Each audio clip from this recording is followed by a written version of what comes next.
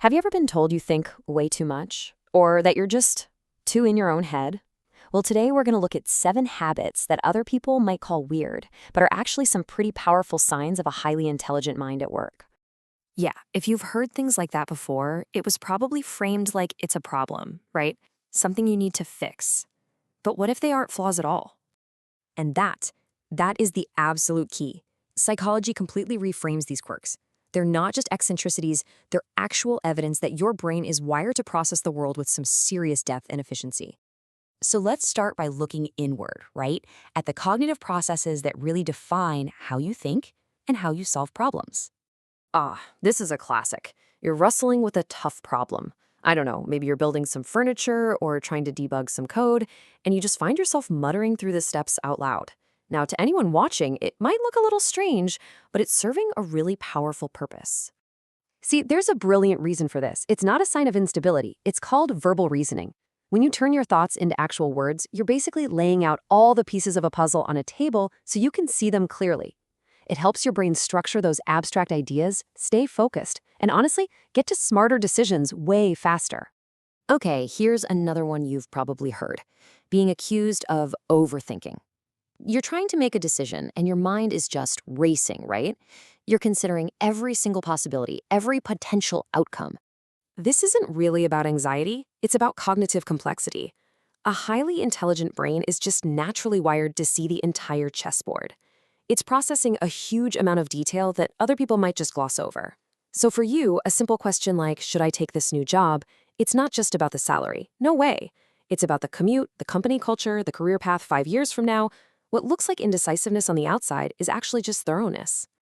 All right, so now let's talk about how these inner processes actually show up in the real world.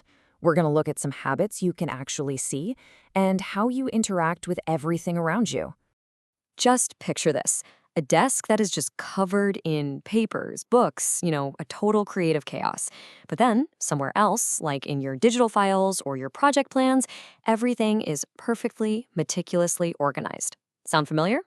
Well, this has a name, selective organization, and it's a huge sign of mental efficiency. Your brain just instinctively knows where to spend its organizational energy. It prioritizes the important stuff, the abstract systems, the ideas, the information, over, trivial physical clutter. So yeah, a chaotic desk can actually be the sign of a perfectly ordered mind. A lot of really smart people find themselves drawn to these long, solitary walks. And it's not really about being antisocial or trying to avoid people. It's really all about getting into a deep thinking state. That physical act of walking, it literally stimulates the creative and problem-solving networks in your brain. And at the same time, being alone gets rid of all the distractions, giving your mind that clear, open space it needs to connect complex ideas and find those incredible aha moments. And finally, let's get into the social side of things, how a high IQ mind deals with other people, how it learns, and how it keeps on growing.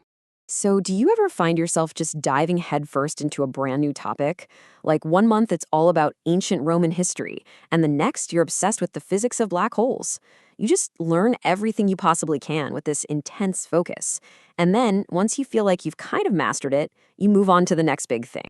This is so much more than a hobby. It's a strong curiosity system at work. Neurologically, your brain is actually releasing dopamine, that reward chemical, every time you learn something new. It's like this intellectual hunger, and it's directly tied to a personality trait called openness to experience, which, you guessed it, is a key indicator of a high IQ. When you're in a group, you might be the quietest person in the room. And of course, people can mistake that for shyness, or maybe they think you just don't have anything to add. But the reality is the exact opposite. You're not just being passive, you're doing something called active observation. While everyone else is busy with surface-level chatter, your brain is working overtime, decoding everything, the tone of voice, the emotional undercurrents, the logic behind the arguments. You're quiet because you're processing on a much, much deeper level. Okay, this one right here might be the most counterintuitive one of all. Constantly questioning your own abilities and knowledge. It doesn't feel like a strength, but it's actually one of the biggest signs of true intelligence. It's called intellectual humility, and it's powered by something called metacognition, which is just a fancy way of saying thinking about your own thinking. Basically, you're smart enough to know what you don't know. And that awareness, that's the #1 driver for learning and growing. And this is in sharp contrast to the Dunning-Kruger effect, right? Where less competent people often overestimate their skills precisely because they don't have the self-awareness to see their own blind spots.